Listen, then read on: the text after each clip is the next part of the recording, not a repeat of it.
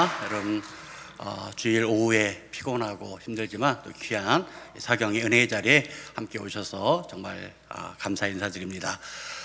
빠르게 진행하도록 하겠습니다. 우리 강사 교수님 소개하고 바로 귀한 은혜의 말씀 시간 들어가겠습니다. 우리 강사님은 호서대학교 연합신학전문대학 원장님으로 또 역사신학을 가르치는 우리 김동주 교수님, 우리 나오실 때 우리 오른손으로 우리 크게 할렐루야로 환영하며 또 함께 말씀 나누겠습니다.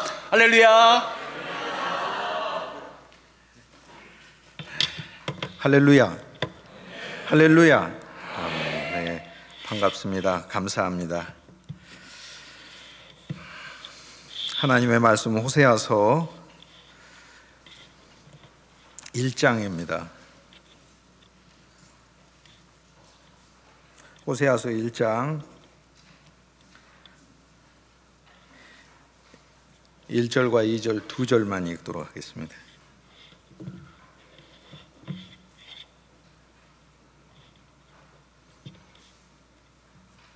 호세아서 1장 1절과 2절 저와 여러분이 함께 합독하도록 하겠습니다.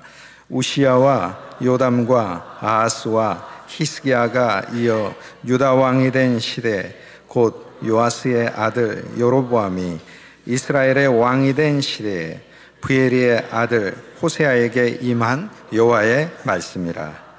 여호와께서 처음 호세아에게 말씀하실 때 여호와께서 호세아에게 이르시되 너는 가서 음란한 여자를 맞이하여 음란한 자식들을 낳으라. 이 나라가 여호와를 떠나 크게 음란함이니라 하시니. 아멘. 여러분 뵙게 돼서 진심으로 감사하게 생각합니다. 제가 의뢰 받기는 소선지서 사경회를 했으면 좋겠다, 이렇게 말씀을 들었습니다. 그래서 오늘과 내일 소선지서를 하도록 하겠습니다. 근데 제 머릿속에 이제 첫 번째 드는 생각이, 많은 집회들을 참석도 하고 또 집회들을 인도해 보기도 했는데, 제 머릿속에 제일 첫 번째 드는 생각이, 제가 태어나서 소선지서 집회는 처음 해보는 것 같아요. 그리고 소선지서 집회를 인도해 달라고 제 머릿속에 처음 말씀이 이렇게 왔을 때, 소선지서 안에서 어떤 부분들은 말씀을 많이 증거했었죠. 늘 하나님 말씀 전하는 일이니까. 그런데 소선지서 전체를 다루는 사경회를 했으면 좋겠다, 이렇게 했을 때는 이제 제가 어떤 집회에 의뢰든지 스케줄상으로 겹치지 않고, 또 저에게 뭐 필히 천재지변에 준하는 그런 일이 없으면 대부분 주님의 뜻으로 생각하고 예합니다. 주제가 무엇이든지 간에. 그래서 예를 하고 이제 곰곰이 생각을 해봤어야 했는데, 너무 수준 높은 주제를 사경의 주제로 선택하신 것 같다는 생각이 들었어요.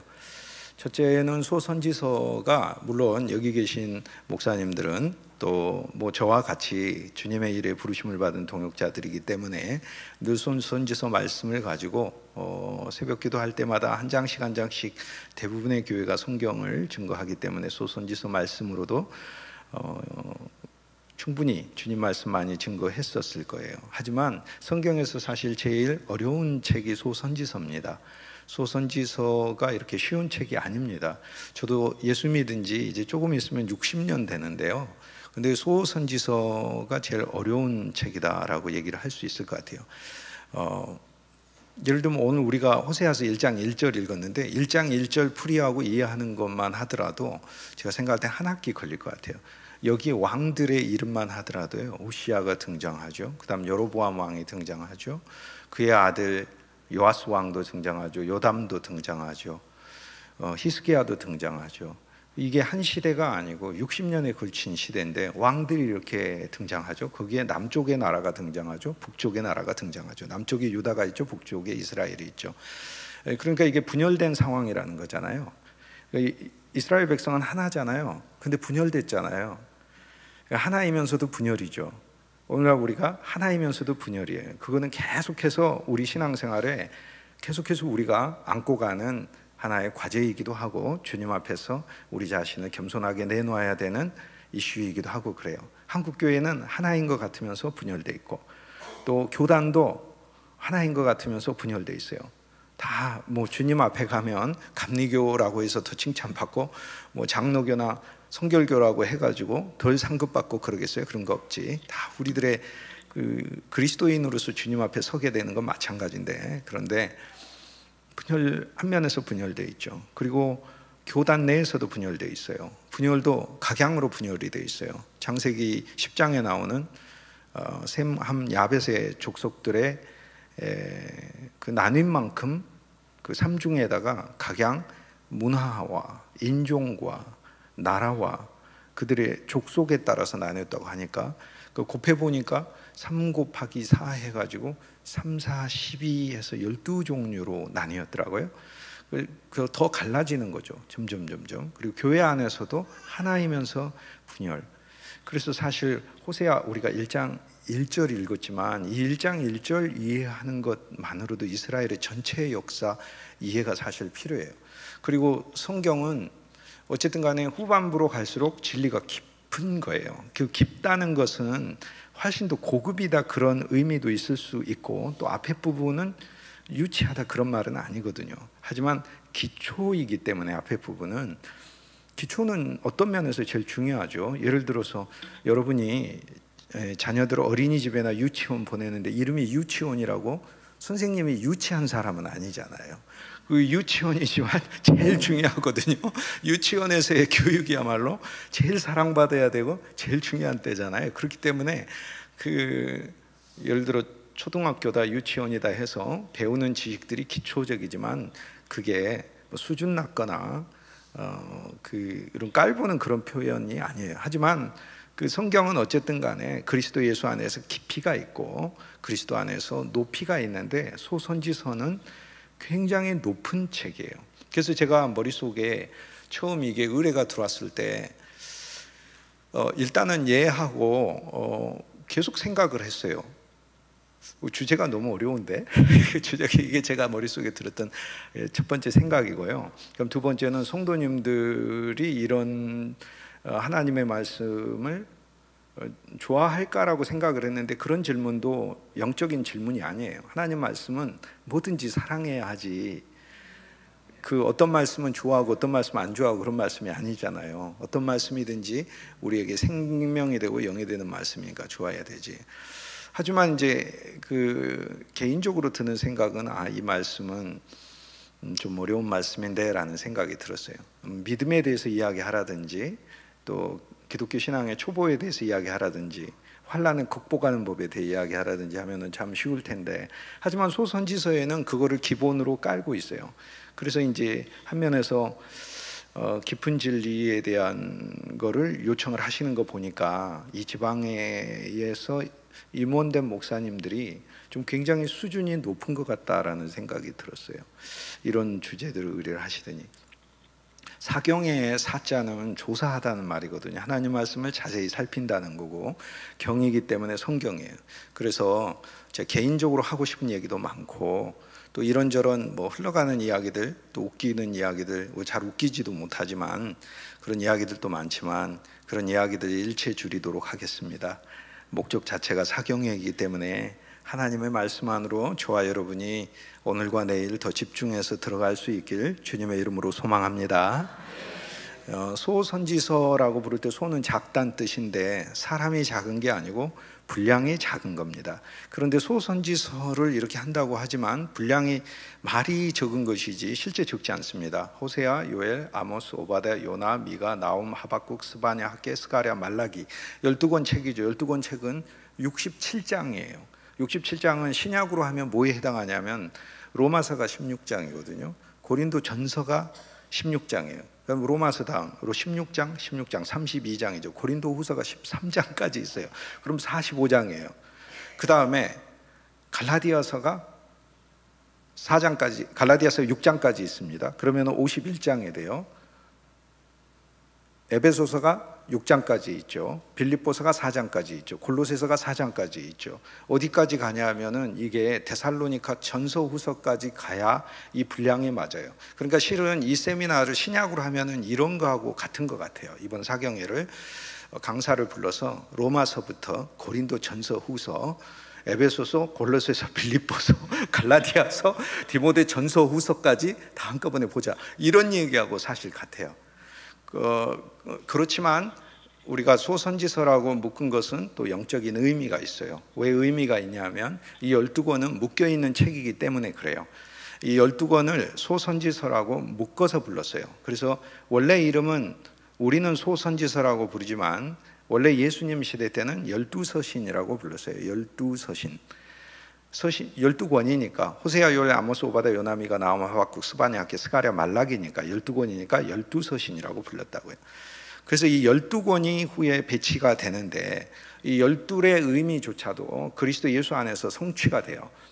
성경에서 이 12은 신비한 숫자죠. 그러나 12를 정의를 먼저 하면은 12은 그리스도 안에서 형제가 되는 숫자입니다. 그리고 사적으로는 형제예요. 왜냐하면 성경에 처음 12이 시작을 할 때는 이스마엘의 12 형제로부터 시작해요. 그래서 하나님으로부터 축복을 받아 이스마엘의 12 아들이 태어나는 게 성경의 첫 번째 12의 출현입니다. 두 번째 12은 야곱이 12 아들을 낳으면서 12이에요. 그런데 둘 다 아브라함의 후손으로 하나님의 한 사람은 축복을 받은 사람이에요. 이스마엘은 아무것도 없는데 광야에서 울고 있더니 하나님께서 네 아들 염려하지 마라, 활 쏘는 자가 될 거야, 저가 강성한 자가 될 거야, 저로 큰 민족을 이루게 할 거야, 하나님 축복해 주셨잖아요. 그래서 우리는 한 면에 이스마엘이에요. 그리고 유대교인들은 이스마엘이에요. 갈라디아서 2장 23절 말씀에 보면은 옛 언약을 지키는 자들은 하갈의 아들 이스마엘이다, 이렇게 얘기해요. 그리고 오늘 우리 신앙은 이스마엘의 단계를 다 거치게 돼 있어요. 예수 그리스도가 우리 안에 영이요 생명이요 하나님의 은혜와 능력을 온전히 신뢰하면서 가기 전까지 하나님을 알지만 내 힘으로 애써보고 인간적인 수단을 다 동원해 보려고 하고, 그리고 신앙생활을 할 때 또 교회 생활에서든 무엇에서든지 사람의 꾀를 가지고 자기 지혜와 자기 노력으로 해보려고 하는 단계가 어떤 사람에게든지 있어요. 작은 일 하나가 다쳤을 때도 전적으로 하나님을 신뢰하는 게 마음의 중심이 있는 게 아니고 이거저거 다 해보다가 안 되니까 하나님께 엎드리는 거거든요. 사람이 그래요. 하지만 우리는 그런 이스마엘로만 신앙을 시작한 게 아니고 이삭으로 부르심을 받았잖아요. 그래서 약속의 자녀라, 하나님의 성령과 은혜와 하나님께서 당신의 아들을 우리에게 보내셔서 우리 안에 그리스도께서 살아계시는 특별한 존재라. 그래서 우리는 이삭과 같은 존재잖아요.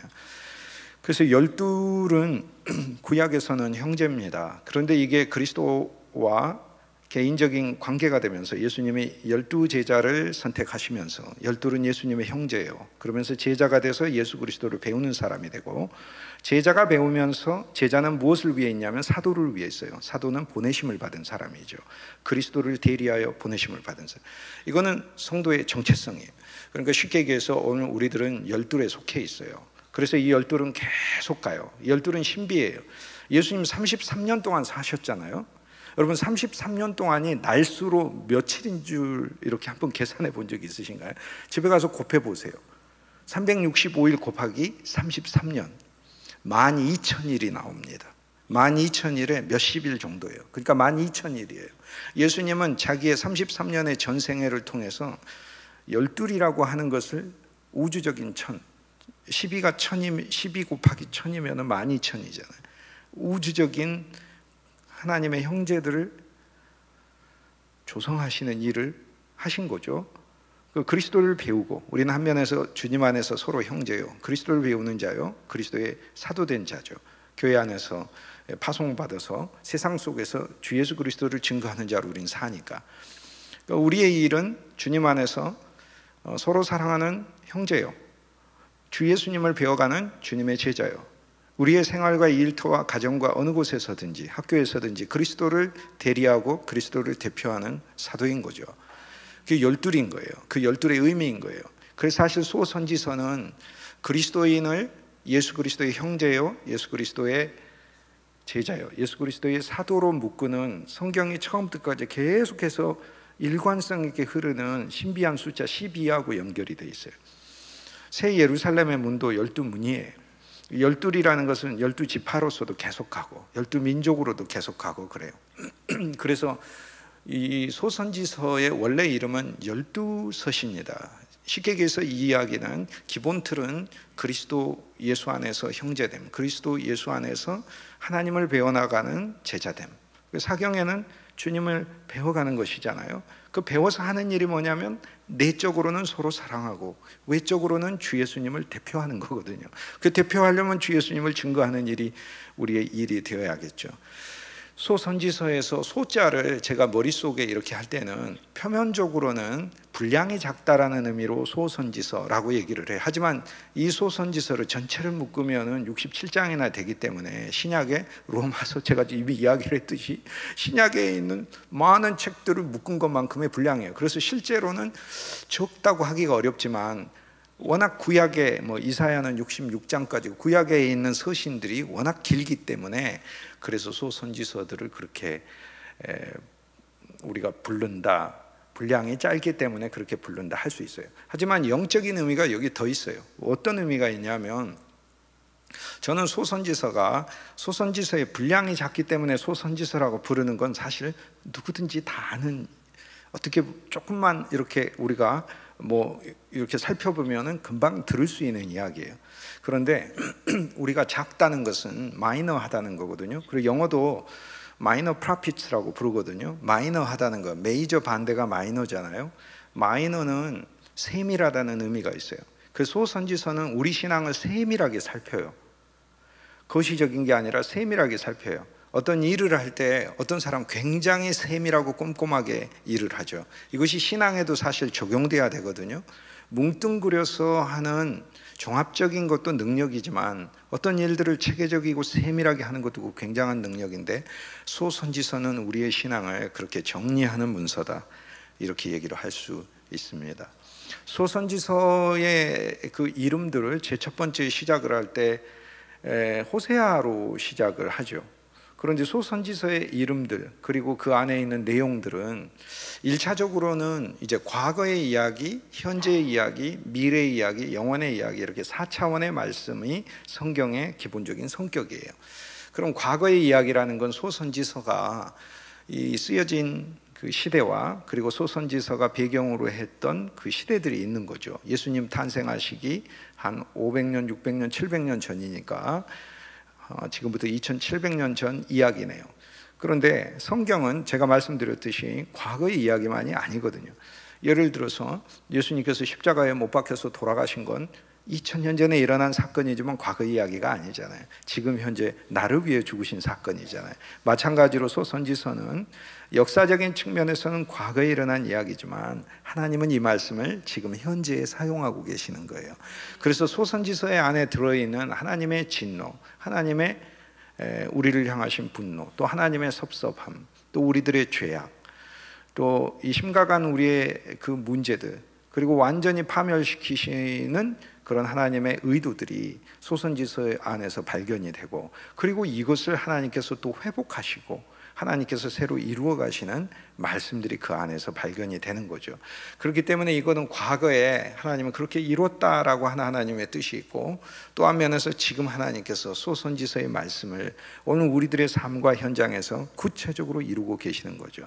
그러니까 호세아는 고멜을 아내로 취하여서 아들 셋을 낳는데, 이 사건은 분명히 2700년 전에 일어났던 사건이에요.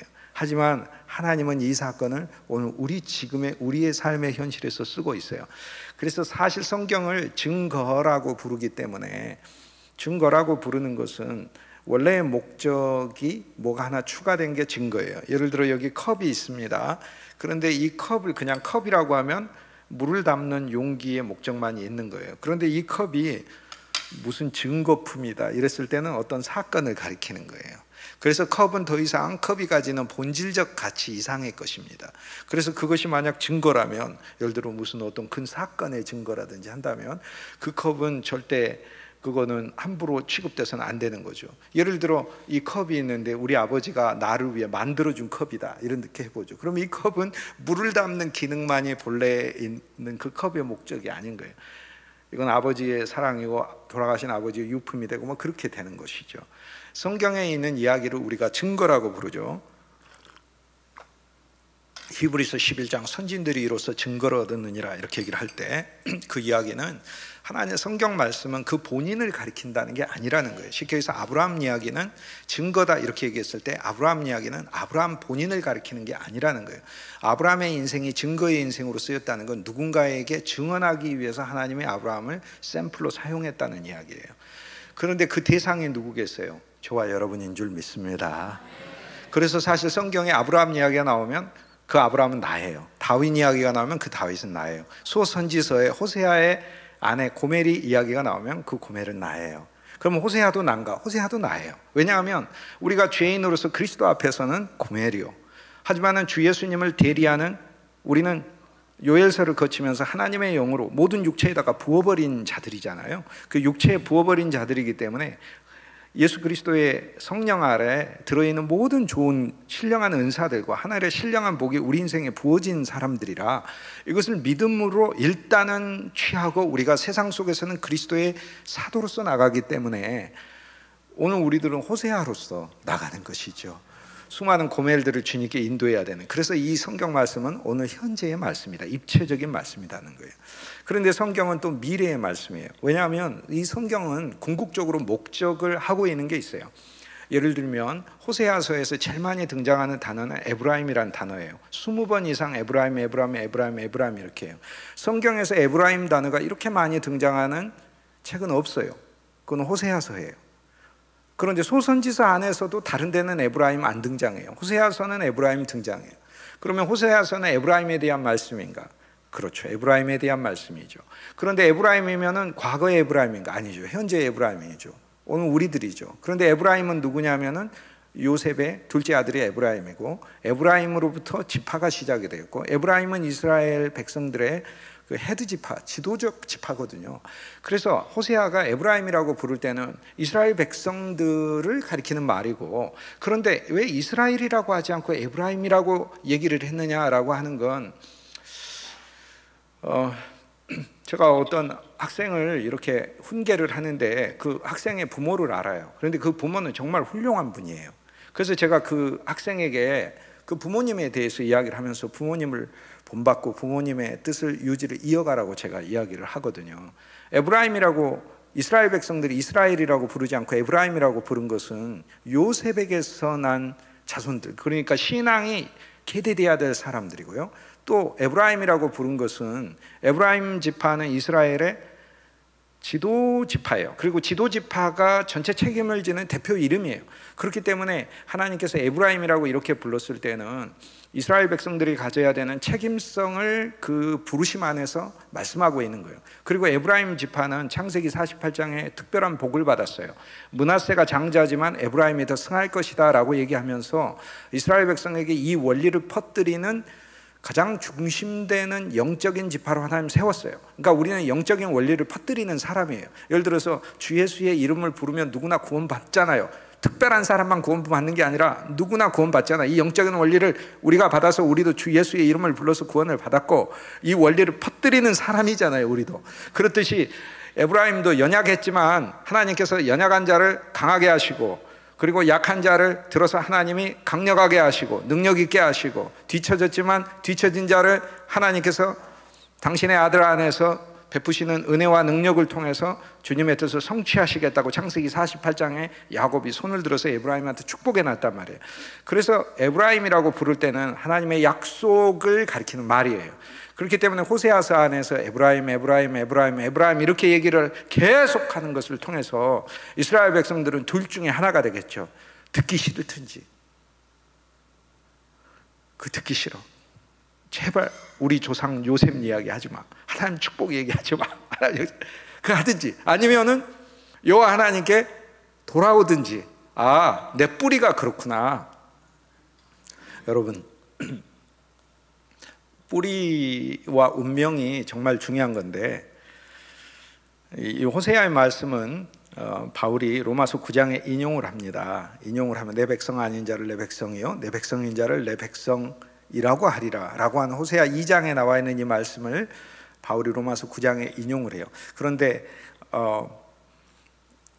주님이 우리를 선택하시는 여러 가지 방법 중에 하나가 우리가 태어나기도 전에 야곱은 사랑하고 에서는 미워하였다라고 이야기하면 우리의 운명이 하나님께서 우리를 선택하셨다는 걸, 태어나기 전에 선택했다는 걸 이야기하거든요. 그런데 에베소서 1장 4절엔 뭐라고 얘기하냐면 창세전에 그리스도 예수 안에서 우리를 선택하셨다라고 얘기해요. 창세전에, 세상이 창조되기도 전에, 여러분이 태어나기도 전에도 아니고 세상이 창조되기도 전에 이 세상 안에서 주 예수님을 믿을 우리가 정말 중요하니까. 왜냐하면 우리는 예수님의 영원한 생명을 담는 그릇이잖아요. 그리고 세상에서 이처럼 귀한 존재가 어디 있어요? 그러니까 우리가 존재 자체로 귀한 게 아니라 우리가 질그릇과 같은 존재지만 우리 안에 보화이신, 보배이신 주 예수 그리스도를 담고 있기 때문에 귀한 것이 되고, 하나님이 이 보배를 아무에게나 주겠어요? 그러니까 창세전에 주님이 우리 인생을 예정하셨다. 이건 구원만이 아니고 우리가 세상을 살아가면서 수많은 어려움들이 있지만 창세전에 우리의 삶을 계획하시고 인도하시는 그분의 사랑과 긍휼이 무궁하고 끝이 없고 궁창에 미치고 저 하늘 높이까지 흐른다는 사실을 알면 우리 하나님을 찬송 안 할 수가 없지요. 그렇죠. 그래서 만세전에 주님이 우리를 예정하셨다. 그 에브라임 속에서 그 부르는 그 속에는 믿음으로 나아가면 이게 내 운명이구나라는 것을 알게 되는 거죠. 주님이 바울을 사울이었을 때 부르실 때 뭐라고 얘기했어요? 너의 하는 것이 말이 가시채를 뒷발길질 하는 것과 같다. 말은 앞으로 나가야 되잖아요. 그런데 뒷걸음질을 치는 거예요. 율법의 길로 들어가고 그리스도를 대적하는 길로 들어가고. 그런데 그게 가시채를 뒤에 있는데 자꾸 차는 거하고 같아요. 여러분, 누가 가시를 앞으로도 안 차겠죠. 그런데 누가 가시를 뒤로 차겠어요? 얼마나 자기 발 뒤꿈치가 아프겠습니까? 이 말씀은 거꾸로 하면 사울아, 너의 운명은 나를 믿는 것이다 라고 얘기를 했거든요. 그래서 호세아서에서 에브라임이다 이렇게 부르는 그 이야기를 통해 저와 여러분을 주님께서 예수 믿을 수밖에 없는 운명으로 부르신 줄 믿습니다. 그런데 그 에브라임이라는 것은 혼자를 가리키지 않아요. 임이라는 단어가 복수예요. 그렇기 때문에 민족을 이루고 나라를 이루고, 그리고 그 민족과 나라를 이루는데 이 민족은 우리는 육신의 사람이 아니잖아요. 로마서 2장의 맨 마지막에 보면 육신적 유대인이 아니요, 내면적, 이면적, 영적인 유대인이 진짜 유대인이라 그렇게 얘기해요. 그래서 실은 우리가 이루어야 되는 나라는 주 예수의 나라인 줄 믿습니다. 그리고 우리가 이루어야 될 민족은 믿음의 민족인 줄 믿습니다. 찬양 너무 잘하시네요. 너무 아름다운 찬양이에요. 이 땅의 황무함을 하나님 보시고 각 소선지서에 내리셨던, 호세아에 내리셨던 죄인을 사랑하시는 주 예수님의 사랑이 저와 여러분에게 더 느껴지고 많은 이들에게 우리를 통해 전달될 수 있길 주의 이름으로 축복합니다. 이 땅의 황무함을 하나님이 보시고 요엘서에 나타난 메뚜기가 사중으로 다 먹어버린 거, 팥종이가 먹어, 메뚜기가 먹어, 느치가 먹어, 황충이 와서 먹어, 사중으로 다 먹어버려서 시작부터 뿌리까지 전체로 총체적으로 말라버린. 그런데 오히려 더 감사한 거예요. 왜냐하면 우리가 밑바닥일수록 더 높이 올라갈 수 있기 때문에 그래요. 그런데 하나님께서 이 백성에게 부으시는 당신의 성령의 바람이 더욱더 강력하게 불어올 줄 믿습니다. 그래서 오늘과 내일 집회를 통해서 저희가 소망하는 건 말씀을 지식으로만 취하는 것이 아니고 주 예수 그리스도의 성령과 생명이 오늘과 내일 집회를 통해 저와 여러분 속에 풍성히 넘치길 주의 이름으로 권면합니다. 개인의 신앙만을 위한 게 아니라 에브라임이다 이렇게 불렀을 때는 하나님의 공동체를 위한 거고 교회를 위한 신앙이죠. 교회를 위한 신앙이죠. 그리고 주님의 몸을 세우기 위한 신앙인 거죠. 그렇기 때문에 이것은 미래를 위한 것이고 또 주 예수 그리스도의 나라를 만들기 위해 우리 나라에서 세계 곳곳에서 하나님의 선교를 위한 것이죠. 에브라임이라는 말 뜻 자체가 확장된다는 뜻이에요. 확장된. 그러니까 에브라임 진짜 좋은 이름이에요. 요셉이 애굽 땅에서 결혼해가지고 아들 둘을 낳았는데 첫 번째가 므낫세, 잊어먹었다는 뜻 아니에요. 잊어먹어야 살죠. 아니 얼마나 억울한 일 많이 당했어요? 많이 당했잖아요. 우리가 웬만해서는 가족을 죽이려고까지는 안 하잖아요. 가끔 미움이 들 수는 있어. 하지만 진짜로 요셉의 형제들은 요셉을 죽이려고 했죠. 그리고 우리가 가족을 팔아버리지는 않잖아요. 이집매매단한테. 그렇게 뭐 돌려먹을 수는 있어. 가족을. 나도 어렸을 때 내 동생 많이 돌려먹었으니까 그렇게 돌려먹을 수는 있어. 그렇지만 팔아버리지는 않잖아요. 그런데 요셉은 그걸 겪었어요. 가서 열심히 일했어. 일 안 한 것도 아니고 정말 열심히 보디발에서 집에서 일했는데 거기에서 인간으로서 진짜 견디기 힘든 추문에 연루돼 가지고 억울하잖아요. 옥살이까지 하잖아요. 옥살이까지 하잖아요. 형통하게 된 요셉의 삶을 형통하게 했더라. 창세기 40장에 8번이나 나오거든요. 여호와 하나님께서 요셉과 함께 하시니 요셉의 삶에 복을 주시고 요셉의 삶을 형통하게 했더라. 8번이나 나와요. 그런데 형통한데 감옥에 있어. 형통한데 감옥에 있어. 성경은 정말 아이러니예요. 형통한데 감옥에 있는 거예요. 그리고는 감옥에 있는 요셉을 모두가 기억하지 않아요. 요셉을 잊어먹었더라 이렇게 얘기를 해요. 요셉을 잊어먹었더라. 그 므낫세 첫 아들을 낳고 잊어먹었다. 둘째 아들을 낳고 에브라임. 하나님 확장시키실 거다. 그러면 이건 믿음의 이름이거든요. 이 이름은 요셉이 지어준 이름이에요. 에브라임. 이스라엘 백성아 확장되라. 확장되라. 이 이름은 진짜 좋은 이름이에요. 그래서 호세아서는 에브라임에 대해 하는 이야기인데, 에브라임, 나와 여러분의 삶에 확장돼야 될 것. 근데 우리가 확장 안 시키고 싶어도 확장되는 게 있어요. 저절로. 저는 매일 아침에 그냥 태어나면 염려가 확장되더라고요.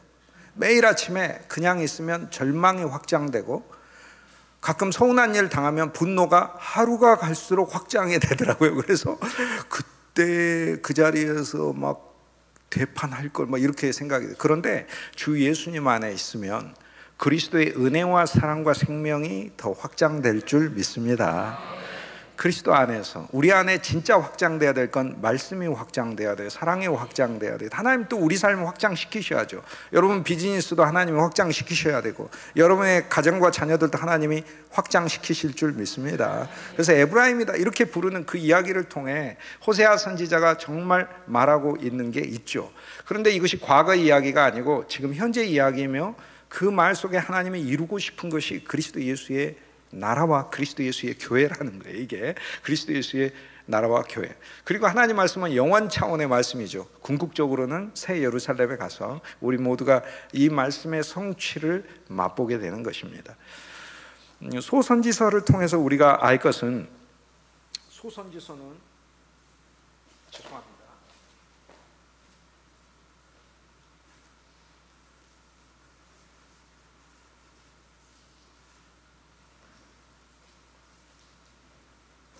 감기 끼우면서.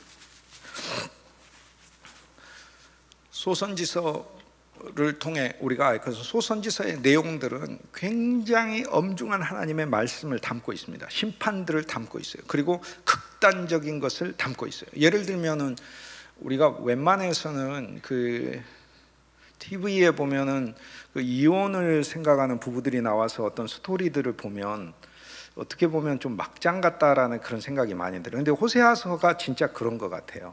호세아가 바로 아내 고멜을 얻었는데 다른 남자에게 가요.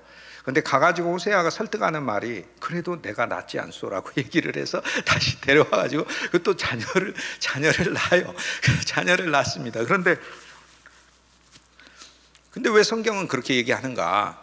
그것은 아까 소선지서의 그 마이너 프라핏이라 세밀하게 읽어야 한다는 거죠. 그럼 세밀하게 읽어야 될 건 둘을 세밀하게 읽어야 돼요. 하나는 우리의 죄악이 얼마나 세밀한가를 읽어야 되고, 반대로 하자면 우리의 죄는 그리스도 예수의 피로 덮는 거기 때문에 우리를 위해서 죽으신 주 예수님의 사랑과 우리를 위해서 우리의 의가 되시고 우리를 행복하게 하시기 위해서 다시 사신 그리스도 예수의 부활이 우리에게 얼마나 보배로운 것인가를 역으로 알려주는 말씀이에요. 그래서 호세아서를 읽으면서 우리가 얼마나 심각한가를 알게 되는 거고, 요엘서를 읽으면서 우리가 얼마나 처참한가를 사실 보게 돼요. 사실 근데 요엘서를 읽으면, 이제 호세아에서 그 다음 책이 요엘서잖아요. 그 요엘서 1장에 보면은 4개의 메뚜기 종류가 와가지고 이스라엘 백성들을 다 먹어버린 것을 여호와의 말씀을 통해서, 요엘을 통해서 하나님께서 보여주셔요. 환상으로서 보여주시는 거죠. 그럼 제일 첫 번째, 팥종이가 와서 팥종이는 잎사귀를 먹어버리고 겉을 먹어버리고 줄기를 먹어버리잖아요. 그 다음에 메뚜기가 왔어요. 그런데 메뚜기 때가 왔다라고 얘기해요. 그러니까 처음에는 겉을 먹었고, 두 번째는 상상할 수 없는 숫자로 와가지고 공격을 했다는 이야기고, 그 다음 느치가 왔다 그러는데 느치는 훨씬 더 작은 거예요. 작은 건데 이것은 뿌리까지 파고 들어가가지고 거기에다가 유충을 낳고 그 안에서 아예 살면서 갉아먹는 거예요. 그러니까 맨 처음에 팥종에는 먹고 갑니다. 그걸로 끝나면 얼마나 좋겠어요. 그런데 메뚜기가 왔는데 하나가 아니고 이길 수 없을 정도의 숫자가 오는 거예요. 근데 거기에다가 느치가 와서 남아있는 그 속에다 유충을 낳고 있는 족족 계속해서 뿌리까지 갉아먹고, 맨 마지막에 황충이 오는데 이 황충은 뿌리까지 다 먹고 다시는 생존 자체가 불가능하게 했다라는 거예요. 그런데 이 말씀은 요엘서 1장에 있는데, 누가 이 말씀을 읽으면서 이게 지금 그리스도 없는 우리들의 현실이다라고 누가 읽을 수 있겠어요? 근데 그렇게 읽어야 해요. 그게 바로 소선지서가 알려주는 말씀이에요. 사실 우리 그리스도인들은 주 예수님을 믿어도 이런 상황에 처하게 돼요.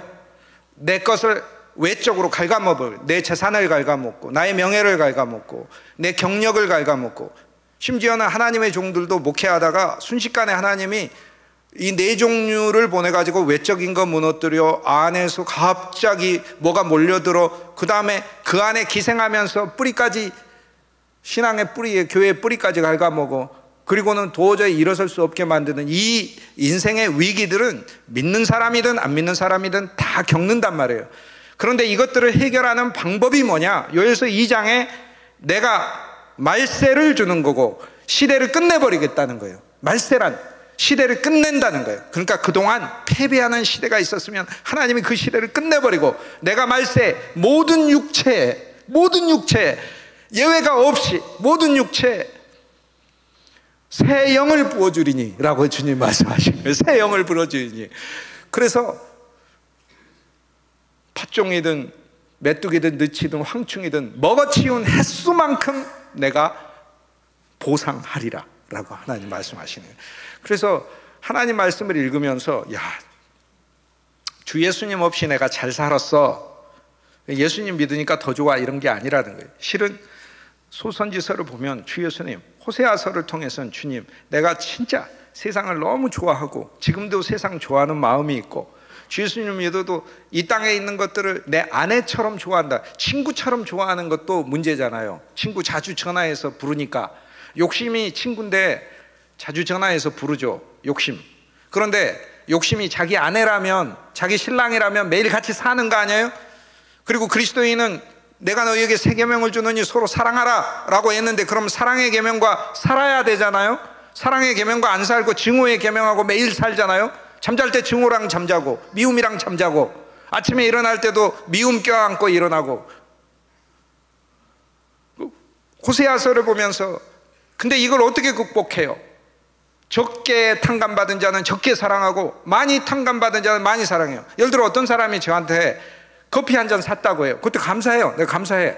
커피 한 잔 사도 뭐 커피값 몇천 원도 그 사람한테 귀중한 거니까 사준 감사해. 근데 커피값, 나한테 커피를 사준 사람이 나보고 뭔가를 중대한 걸 부탁하면서 그거 제가 들어주기가 힘든 거예요. 예를 들면. 근데 그분이 저한테, 아니 내가 커피도 사줬는데 그거 안 들어주냐 그러면 제가 뭐라고 그랬어요? 아니, 커피값 가져가세요, 이렇게 되겠죠. 그런데 누군가 나의 목숨을 건져줬어. 누군가 나의 목숨을 건져줬는데 그 사람이 나한테 와서 뭔가 요청을 하고 요구를 하면 나는 정말로 들어줄 수밖에 없는 거 아니에요? 내 목숨을 건져줬으니까. 예수님이 우리를 작게 용서해 줬다고 생각하니까 에이 그까이까 이렇게 생각하는 거지.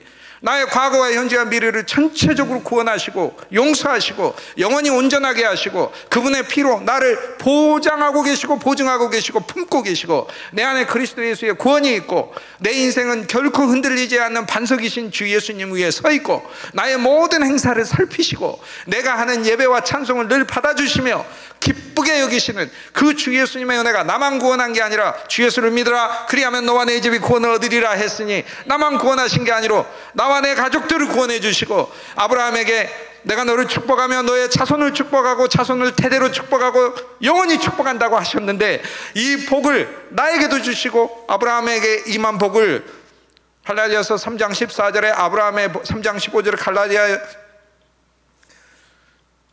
갈라디아서를 통하여 선지자 사도 바울이 오늘 우리들에게 아브라함의 복이 그리스도 예수 안에서 우리에게 미치게 하기 위해 하나님께서 우리를 선택하셨다고 얘기하잖아요. 이 복을 받은 존재로 우리가 산다면 주 예수님을 찬송하지 않을 수가 없는 거죠. 그래서 호세아서를 보면서 야, 내가 어떤 상태에서 구원을 얻었는가, 그러면서 지금 내 상태를 세밀하게 살피고 있는 거예요. 내가 무엇을 신랑으로 삼고 있는지, 내가 사마리아 여인과 같은 사람이 아닌지 계속해서 나의 영적인 남편을 바꿔가면서, 그러나 우리는 그리스도 예수의 정결한 처녀로 중매되는 게 우리 운명이라고 하셨으니, 그리고 호세아서는 또 감사한 메시지가 있어요. 어쨌든 호세아가 고멜을 구원하는 거예요. 구원하는 거고 하나님의 약속을 성취하는 거예요. 그리고 이 소선지서의 중간중간에는 무서운 하나님의 말씀들이 있지만 소선지서에서 단 하나의 선지서도 예외가 없이 가장 마지막 말씀은 정말 중요한 거예요. 이거는 최종 결론인 거예요. 이것은 하나님께서 오늘 우리 삶에 베푸시는 거예요. 모든 말씀은 하나님의 구원을 선포하고, 하나님의 우리를 향하신 선물을 선포하고, 하나님의 경륜과 계획을 선포하고, 하나님께서 반드시 우리를 그렇게 이끄시겠다고 하나님의 목적을 선포하고 있으니 할렐루야, 얼마나 감사합니까?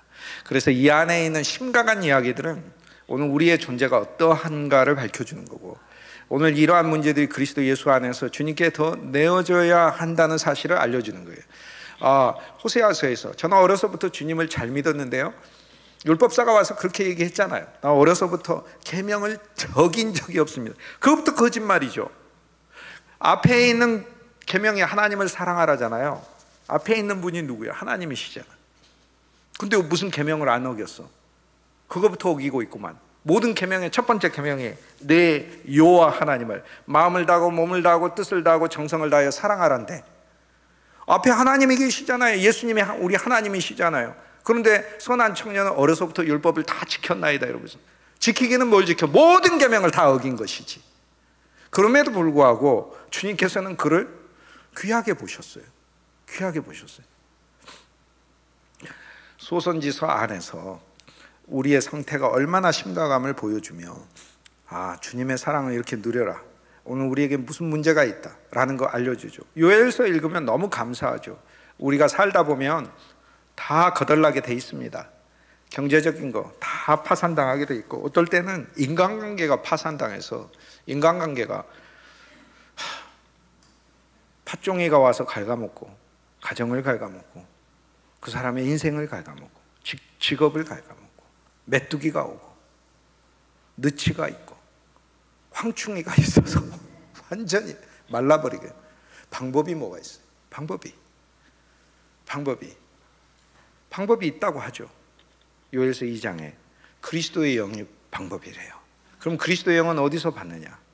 그리스도의 영은 믿음을 통해 받고, 찬송을 통해 받고, 그리스도의 영은 말씀을 통해 받고, 그리스도의 영은 기도를 통해 받고, 방법이 하나님의 여러 가지로 해놓으셨어요. 진짜로. 그거는 이 말씀이 멀리 있는 게 아니고 우리에게 쉽게 있다고 하셨어요. 로마서 10장에 이 말씀은 멀리 있는 게 아니라 우리에게 가까이 있다고 하셨으니, 그리고 주 예수의 이름 안에 있어요. 주 예수님의 이름을 부르는 자들은 구원을 얻을 뿐만 아니라 주 예수의 이름을 부르는 자들에게 주께서 차별이 없이 부요하시도다 라고 했어요. 주 예수의 이름이 우리의 소망이에요. 우리의 능력이고. 그래서 저와 여러분이 인생에 실패가 있고, 여기 계시는 우리들 다 마찬가지예요. 내 인생에 문제가 있고, 빚이 있고, 파산이 있고, 인간관계에 단절이 있고, 새롭게 시작해야 될 그게 있으면, 주님, 제가 경제적인 회복 필요하죠. 그런데 그보다 하나님의 영이, 하나님의 말씀이 나에게 더 부어지길 원합니다. 이것이 우리의 중심 주제가 돼야 된다고 요엘서가 말하고 있는 거죠. 그리고 하나님은 정말 놀라우신 분이에요. 하나님은 그냥 주시는 분이 아니에요. 하나님은 이스라엘 백성들을 애굽에서 구원하실 때도 미래의 이스라엘 백성들이 들어갈 땅까지 예비하고 계셨고, 그 이스라엘 백성들이 들어가서 차지할 그 땅을 기업으로 주시겠다고 약속하고 계셨고, 하나님께서 주실 영광은 정말로 무궁하고 많아요. 광야에 와서 자유만 얻은 것이 아니에요. 하나님의 성막을 지으면서 하나님의 뜻만 알게 돼서 다른 이 세상 사람들보다도 훨씬 더 지혜와 지식이 있는 백성만 된 게 아니에요. 하나님께서 그리스도 예수 안에서 저와 여러분에게 붓고자 하시는 만복이 있는 줄 믿습니다. 그래서 세밀하게 들어가면 우리의 문제들을 본다. 아모스서에 가면 우리의 문제들은 이제 더 봐요. 오늘 우리들의 삶이 외적으로도 하나님 앞에 정직하지 못하고 의롭지 못하고 라는 걸 봐요. 그러면서 이것을 그리스도 예수 안에서 우리가 회개의 재료가 되는 것이고, 또 하나 소망의 재료가 되는 거예요. 주님, 회개의 재료는, 회개는 겸손으로 가야 돼요. 그래서 우리는 사실 하나님 앞에서 우리 자신을 자랑할 수가 없잖아요. 그렇잖아요. 그러나 소망의 재료로 쓴다는 건 하나님께서 우리를 그렇게 사용해 주시기를 주님께 바라야 하는 것이 되겠죠. 소선지서를 통해서 우리는 그리스도 예수의 구원과 그분의 생명의 역사를 약속받는 것을 알 수 있어요. 이 심가감이 있다면, 예를 들어서 하나님께서 그 니느웨에다가, 나훔서 같은 데 보면 니느웨에다가 막 뭐라고 하셔요. 그리고 그 니느웨를 끝내버리겠다. 우리의 니느웨거든요. 그런데 우리의 바벨론은 교만을 가리킨다면 우리의 니느웨는 잔인함을 가리켜요. 남을 딛고 일어서야 하는 이 세상의 치열함을 말을 하는 거예요. 그런데 하나님 없는 잔인함이 바로 니느웨죠. 근데 교회 이름이 니느웨 교회는 저는 못 본 것 같아요. 교회 이름은 예루살렘 교회는 많이 봤는데 교회 이름이 니느웨 교회는 못 봤는데, 안에서 성도들의 모습을 보면 니느웨 백성하고 좀 비슷한 경우가 많이 있어요. 그냥 세상 사람들의 방식인 것이죠. 그 나훔사가 필요하죠. 그런데 거기에 아모스에서든지 나훔에서든지 하나님께서 말씀하시는 그 진노는 정말 엄청나요. 내가 너희를 끝내버리겠다, 내가 너희를 부숴버리겠다, 내가 너희를 없애버리겠다 라고 얘기해요. 이런 하나님의 분노는 계속해서 나와요. 계속해서 요엘에서도 나오고 1장에 나오잖아요. 그리고 아모스에서도 나와요. 하나님의 분노하심이 나와요. 계속 나옵니다. 오바댜에서도 나오고, 오바댜에서는 에돔에 대해서 이야기를 해요. 에돔은 미워하는 자잖아요. 에서의 후손이 에돔이죠. 그런데 에돔은 붉다는 뜻이니까, 에서는 털이 많다는 말이고 에돔은 붉다는 뜻이거든요. 그런데 붉다라는 것에서 성경은 두 가지를 말을 해요. 하나는 본래 흑색이다라는, 사람의 흙에서 나온, 그래서 에돔은 아담이란 단어하고 어근이 같아요. 그래서 아담 같다, 너희 안에 이 마음을 품으라, 곧 아담의 마음이니라고 안 나와 있고, 너희 안에 이 마음을 품으라, 곧 그리스도 예수의 마음이니라고 나와 있잖아요.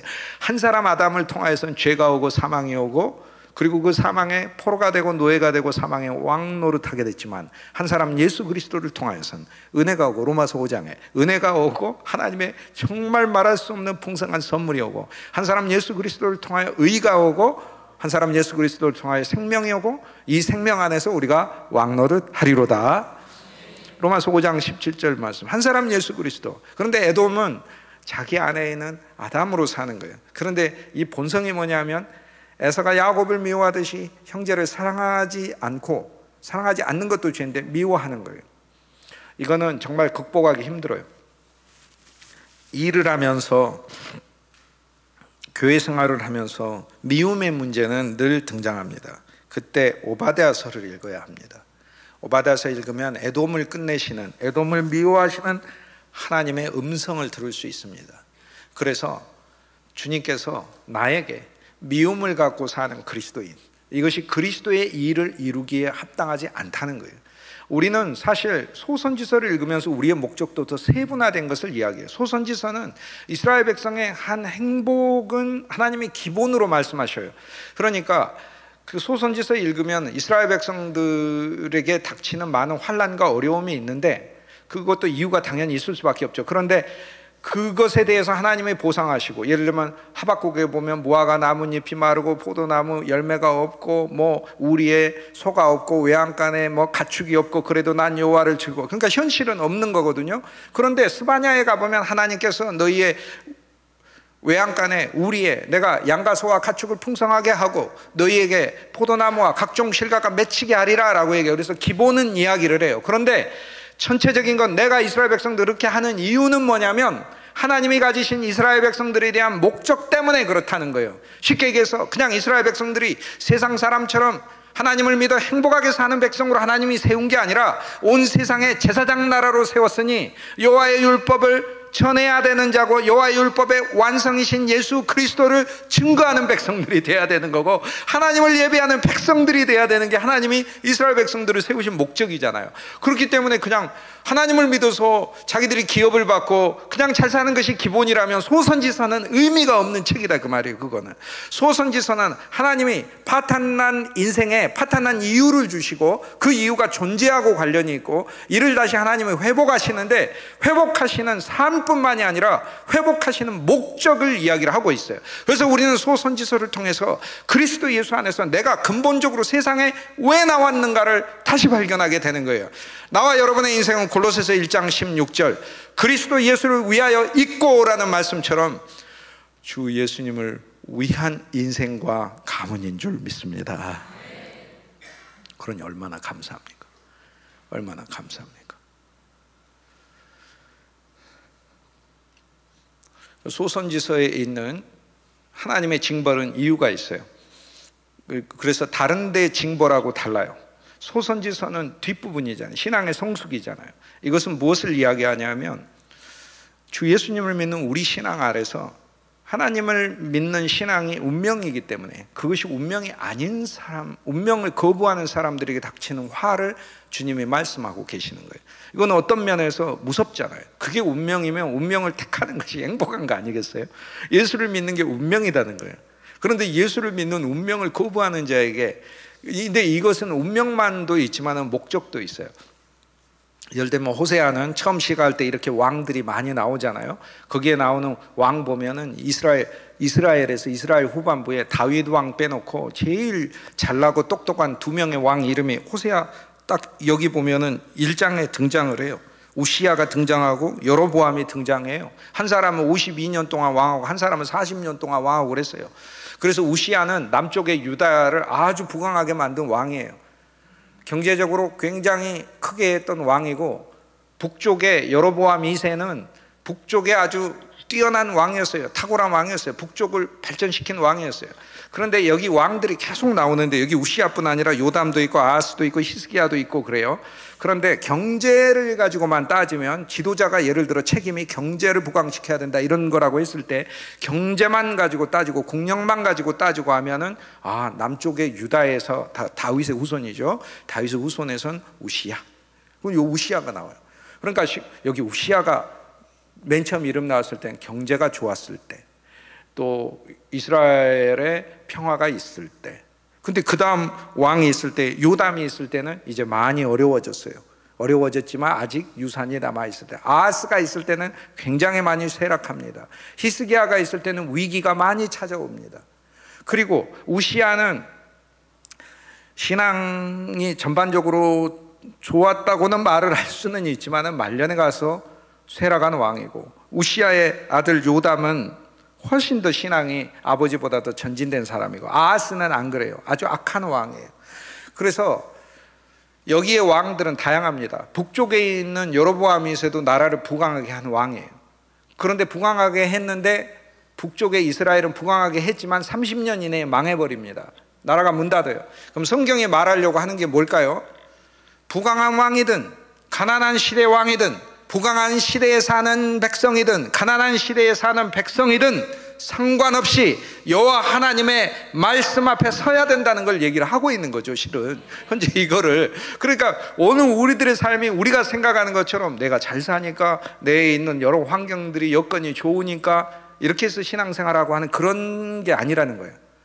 소선지서에 오면 우리를 위한 하나님의 목적이 분명히 서 있는 거죠. 하나님이 이스라엘 백성들을 부르신 것은 하나님의 나라를 세우기 위한 거잖아요. 근데 그들 노력이 아니라 여호와 하나님께서 헌법인 율법도 주시고, 여호와 하나님을 구속하셨고, 여호와 하나님을 예배하고 경배할 때 하나님께서 이 땅에서도 정말 보기 드물게 아름답고 좋은 땅을 주셨거든요. 그 하나님의 복이거든요. 그런데 그 복이 하나의 모형이고, 주 예수 그리스도를 믿는 세계 만민에게 하나님께서 이러한 복을 우주적으로 확장시키시겠다고 샘플로, 증거로서 사용한 게 바로 이스라엘 백성들인 거죠. 그런데 이스라엘 백성들은 그 목적을 모르니까, 그래서 그들이 여호와 하나님을 저버렸을 때 하나님께서는 분노하시는 거죠. 이스라엘 백성이 우상을 섬기는 거하고요, 세상 사람들이 우상을 섬기는 거하고 완전히 다릅니다. 왜 다르냐면 세상 사람이 우상을 섬기는 건 당연한 거죠. 세상 사람이 하나님을 믿어야 당연합니까? 우상을 섬겨야 당연한 거지. 그런데 우상을 섬기는 것도 죄죠. 그런데 이스라엘 백성들이 우상을 섬기는 건 죄가 한두 개가 아니에요. 왜냐하면 이스라엘은 하나님을 믿으라고 선택해 놓으셨고 하나님을 믿으라고 불러놓은 백성이기 때문에 하나님을 믿으라고 불러놓은 백성이 우상을 섬긴다면 목적을 잃어버린 것에다가 하나님을 거역한 것에다가 우상을 섬긴 죄에다가 죄가 3중 4중이 된다는 거예요. 그리스도인 중에서 점치고 다니고 하는 그런 사람들 있죠.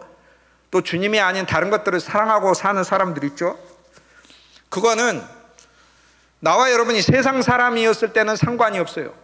그러나 나와 여러분의 인생이 그리스도 예수 안에서 주님을 믿는 믿음으로 행복해지기 위한 인생으로 하나님이 우리의 인생을 만세전에 선택하셨다면 저와 여러분은 주 예수님을 향하여 우리의 마음이 언제나 향할 수 있길 성령께서 우리의 마음을 늘 권면하시고 이끌어가 주시길 주님의 이름으로 권면합니다. 그리스도인의 인생이 무슨 점치고 그런 게 있겠어요? 사람의 운명을 인간이 어떻게 안단 말이에요? 인생을 다 하나님 외에는 알 수가 없는 거고 예수 그리스도 안에 있는 자에게는 디모데후서 4장 3절의 말씀에 뭐라고? 감사함으로 받으면 버릴 것이 없다고 그랬어요. 고난도 유익이 되는 것이고 그리스도는 고난도 피하는 게 아니야. 고난을 통해서 유익이 되고 고난을 통해서 하나님이 주시는 만복이 얼마나 풍성해요. 그런데 고난의 극복만이 우리의 문제가 아니라 소선지서에서 이야기하는 것 너희의 존재의 목적이 무엇이냐는 거예요. 이스라엘은 하나님이 세운 나라예요. 세계에서 처음으로 하나님이 세운 나라입니다. 그런데 오늘 우리가 성가대가 찬송할 때 너무 아름다운 찬송했어요. 고요한 아침의 나라거든요. 고요한 아침의 나라, 우리 한민족을 하나님이 제사장 나라로 이 시대에 사용하고 계시잖아요. 이처럼 영광스러운 우리에게 주어지는 이 놀라운 복이 어디가 있어요? 그 우리 민족을 사용하시는데 나와 여러분의 가족도 가문도 그렇게 사용하실 줄 믿습니다. 그 얼마나 감사해요. 그러면 이 세상의 나라는 외적의 침공을 본인들이 걱정해야 돼요. 그런데 이스라엘은 외적이 침공할 때 본인들이 걱정할 이유가 없는 거예요. 사실 국왕도 걱정할 이유가 없어요. 국왕도 외적이 침공할 때 우시아는 막 아시리아가 침공한다고 그러고 아시리아 도움을 얻으려고 하고 다른 나라들 이집트가 침공한다고 할 때는 이집트로부터 도움을 얻으려고 하고 이스라엘의 많은 왕들이 그랬어요. 선지자를 불러서 물어봐요. 이 위기를 어떻게 극복해야 되는? 선지자의 대답이 뭔 줄 알아요? 왕이 왜 이스라엘의 운명을 염려하십니까? 그래요. 이 이스라엘의 왕의 것입니까? 라고 해요. 이 세상의 모든 왕들은 왕국이 자기 것이지만 이스라엘은 왕이 될 때 대신하여 왕이 되니라. 성경의 모든 왕 앞에 그게 써져 있어요. 대신하여. 누구를 대신하여? 아버지가 아니에요. 하나님을 대신하여 왕이 된 거예요. 그러니까 이스라엘 운명은 하나님이 책임지셔야지 왜 왕이 책임져요? 그게 이사야 선지자가 한 말이고 예레미야 선지자가 한 말이고 소선지서에 있는 선지자들이 한 말이에요. 아니 이스라엘의 왕국의 운명 왕이 왜 염려 안 하는 거야? 하나님이 지키시는 거지. 그럼 왕의 일은 뭐냐? 왕의 일은 이스라엘 백성과 함께 여호와 하나님께 나가서 예배하는 것이다. 여러분 나와 여러분은 주 예수 그리스도의 피로 사신받은 인생인 줄 믿습니다. 그렇기 때문에 나와 여러분의 인생에 대하여 우리의 운명에 대하여 우리가 염려할 바 없는 그러한 존재가 된 줄 믿습니다. 우리의 인생은 우리가 염려할 게 아니에요. 우리는 사신바 그의 피로 사신바 되었는데 주님이 내 인생에 대하여 우리의 자녀들도 마찬가지예요. 가끔 자녀들 보면 많은 염려와 근심이 들 수밖에 없잖아요. 주님 나의 자녀들을 주께서 긍휼히 여겨줘. 저 그렇게 기도 안 합니다. 저 이렇게 기도합니다. 주님 명목상으로는 나의 자녀지만 책임은 주님이 지셔야 되지 않습니까? 주님 자녀 아닙니까? 저에게 맡겨두시고 제가 얼마나 부족하고 연약한지 아시지 않습니까? 하나님의 축복을 주시기로 운명을 정하시고 이 땅에 보낸 자녀들이니 주님께서 그 뜻을 속히 이루십시오. 주님께 명령하는 거죠. 과감하게 뻔뻔하게 누가복음 11장에 나와 있는 친구에게 찾아가서 떡 달라고 막 뻔뻔하게 요구했던 사람처럼 소선지서에서 기본적으로 가지고 있는 것은 세밀한 하나님의 목적인 거예요. 시간이 갔는데 호세아서는 우리 주 예수 그리스도의 사랑을 나타내요. 소선지서 12권은 전부 다 그리스도 예수 안에서 성취돼요. 여기에 심각한 징벌들이 있잖아요. 그 징벌을 보면서 우리는 하나님 앞에 겸손해야 돼요. 우리가 알지 못하는 탐욕이 우리에게 있고, 로마서 7장에 바울이 탐내지 말라라는 계명이 없었으면 내가 탐심을 알지 못했을지라. 바울이 내가 죄인 중에 죄인이다, 죄인 중에 괴수다, 그렇게 말을 했을 때 우리는 그걸 겸손이라고 그러는데, 그게 아니라 하나님 앞에 그는 진짜 죄인 중에 괴수예요. 진짜 죄인 중에 괴수잖아요. 나하고 여러분이 예수 믿기 전에 예수 믿는 사람 죽이려고 쫓아다니고 그런 경우는 사실 없었잖아요. 근데 바울은 그랬다니까요. 근데 그것을 일생 동안 하나님 앞에 자기를 쳐서 복종시키는 겸손의 재료로 사용했잖아요. 하나님 앞에. 하나님, 저는 진짜 사실 죄인입니다라고. 오늘 신앙에 많은 문제들을 주님이 지적하시는데 그것은 우리를 겸손하게 만드는 도구가 되어야 돼요. 그래서 소선지서에 하나님이 심판하시는 모든 음성들을 우리를 겸손히 질책하시는, 우리를 겸손하게 만들기 위해서 하나님께서 질책하시는 음성으로 들으시길 주님의 이름으로 축복합니다. 그런데 음성으로 듣기에는 너무 심각한 말씀이야. 내가 너희를 끝내버리리라, 내가 너희를 없애버리리라, 내가 너희를 반드시 불살라버리리라, 이렇게 돼 있으니까 무섭잖아요. 그런데 이것이 율법의 하나님을 만났을 때 우리에게 일어나는 일이죠. 그런데 이 모든 우주적인 저주와 모든 인간의 죄와 모든 질고와 모든 질병과 모든 수치와 모든 인간이 겪어야 된 불행과 저주를 한 몸에 받으신 분이 계시죠. 우리 주 예수 그리스도. 우리 주 예수 그리스도. 그가 채찍에 맞음으로 우리는 나음을 얻었잖아요. 그가 징계를 받음으로 우리는 사함을 얻었잖아요. 그가 수치를 받음으로 우리는 명예를 얻었잖아요. 그가 가난하게 되시면 우리를 부하게 하려 하십니다. 그리스도 안에는 영원한 생명까지 우리한테 다 주셨잖아요. 그래서 우리는 호세아부터 맨 마지막에 말라기까지 있는 심각한 우리 인생을 심판하시는 말씀들을 보면 하나님 앞에 주님, 제가 이렇게 죄인입니다 라를 고백해야 하고, 동시에 멸망받을 수밖에 없는 이 죄인을 주 예수님이 구원하여 주셔서 정말 감사합니다 라고 찬송으로 나와야 되는 거예요. 그리고 소선지서는 이제 처음 쓰여진 게 호세아, 요엘, 아모스, 오바댜, 말라기까지 이게 시대적입니다. 그러니까 호세아는 예수님 탄생하시기 700년대 중반 정도 되거든요. 그럼 요엘도 그 시대예요. 아모스도 그 시대입니다. 호세아, 요엘, 아모스. 그런데 오바댜로 넘어가면서 이제 600년대로 가고 100년씩 하면서 이스라엘의 멸망에 가까워져요. 미가서로 가면서 또 이스라엘이 멸망을 당하게 되는 거죠. 요나서로 가면서 니느웨가 멸망당한다고 하니까 600년대 주님께서 요나를 보내가지고 구원하셨으니까, 호세아부터 시작을 해서 700년대 호세아, 요엘, 아모스 700년대, 오바댜, 요나, 미가 600년대, 나움, 하박국, 스바냐 500년대, 스가랴, 말라기 여기가 400년대입니다. 그러니까 점점 누구를 향해서 가까이 가고 있냐면 예수 그리스도를 향해서 가까이 가고 있어요. 그래서 소선지서에 나오는 하나님의 그 심판의 말씀들은 계속해서 심각해져요. 그래서 사람들로 하여금 이건 도저히 우리 차원에서 벗어날 수가 없다라고 결론 맺게 돼요. 우리 차원에서 벗어날 수가 없다. 선지자가 질문해도 안 되고 선지자가 중보해도 안 돼요. 하박국에서는 하박국 1장에 질문해요. 하박국 선지자가, 하나님, 우리가 지금 바벨론에 멸망당하게 생겼거든요. 그런데 하나님 너무 억울합니다. 왜냐하면 바벨론이 죄를 지었으면 더 짓지 우리가 죄를 더 지었습니까? 이렇게 얘기하거든요. 바벨론이 죄를 지었으면 더 짓지 우리가 죄를 더 지었냐는 거야. 그건 맞지 않습니까? 느부갓네살이 죄 짓고 다니면 더 지었죠. 사람 죽인 숫자가 기본적으로 비교가 안 되잖아요, 느부갓네살이. 그런데 하나님의 눈으로 봤을 때는 이스라엘이 더 범죄자예요. 왜냐? 이스라엘은 하나님의 구원받은 백성이에요. 하나님의 율법을 받은 자예요. 하나님의 특별한 사랑을 받은 사람이에요. 그러니까 그 사랑을 위배하고 하나님을 신의를 위배해버리고 하나님이 세운 특별한 목적이 있어요. 그 목적을 저버린 민족이기 때문에 하나님이 봐서는 이스라엘이 더 죄인이에요. 이것이 하박국서 1장에서 하는 말이에요. 이게 하나님의 응답이에요. 하나님, 바벨론이 더 죄인 아니에요? 죄 더 짓지 않았어요? 하는데 이 질문은 우리한테 하면은요, 세상 사람이 더 죄인일까요? 우리가 더 죄인일까요? 우리가 더 죄인이에요. 왜 우리가 죄인이냐면 세상 사람들이 예수 그리스도를 안 믿는 것은 그냥 한 가지 죄예요. 그런데 나와 여러분은 예수 그리스도를 믿도록 운명지어진 사람이다 이 말이에요. 그렇기 때문에 나와 여러분이 주 예수 그리스도를 예배하지 않고 주 예수 그리스도를 찬송하지 않고 주 예수 그리스도께 기도하지 않는 것은 그 자체가 하나하나의 죄가 되는 거예요. 그래서 우리가 사는 동안 우리의 인생이 여호와를 찬송하는 인생이 될 줄 믿습니다. 주 예수님의 은혜를 감사하는 인생이 될 줄 믿습니다.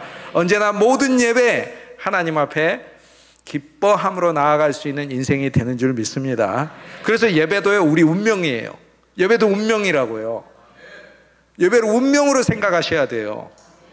그게 이스라엘 백성의 운명이고, 오늘 우리는 이스라엘 백성보다 더 나은 백성들이에요. 이스라엘 백성하고 비교도 할 수 없어요. 나와 여러분이 하늘나라 갔을 때 아브라함이 나보고 내가 아브라함을 부러워하겠어요? 내가 요셉을 부러워하고 내가 다윗을 부러워하겠어요? 그들이 우리를 더 부러워요. 왜냐하면 우리 안에는 그리스도 예수가 계시기 때문에 그래요. 골로새서 1장 27절, 만세전부터 감추어졌던 비밀, 그들에게도 안 보여주셨어. 그리고 실현이 안 됐어. 그들은 기대만 하고 있었을 뿐이에요. 호세아, 요엘, 아모스, 오바다, 요나, 미가, 나움, 하박국, 스바냐, 스가랴, 말라기까지 계속 가면서 하나님을 믿는 이 백성들이 목적을 성취해야 되는데 성취하지 못하고 오히려 진노와 징계를 받아서 여기서 도저히 벗어날 수 없는 저주가 있다. 이 저주를 풀 한 사람을 기다리고 있는 거예요. 그래서 호세아부터 차근차근 그분에 대해서 예고를 해요. 그러니까 맨 마지막에 스가랴에 가면 전면적인 예고가 나오는 거예요. 그분은 나귀를 타고 오시리라. 그분은 평강의 왕이 될 것이라. 그분은 우리를 위하여 창을 맞으실 것이라. 그를 찌른 자가 그를 볼 것이라. 그래서 여기 나와 있는 모든 말씀들이 우리 주 예수 그리스도를 소망하게 하고 그분을 향하고 있는 말씀이에요. 그런데 오늘 이 말씀이 쓰여진 시기와 우리의 시기 중에서 우리 시기가 훨씬 나아요. 왜 낫냐면 쓰여진 시기는 아직 예수님이 안 온 시기고, 오늘 우리가 이 말씀을 읽는 것은 주 예수님이 우리에게 왔어요.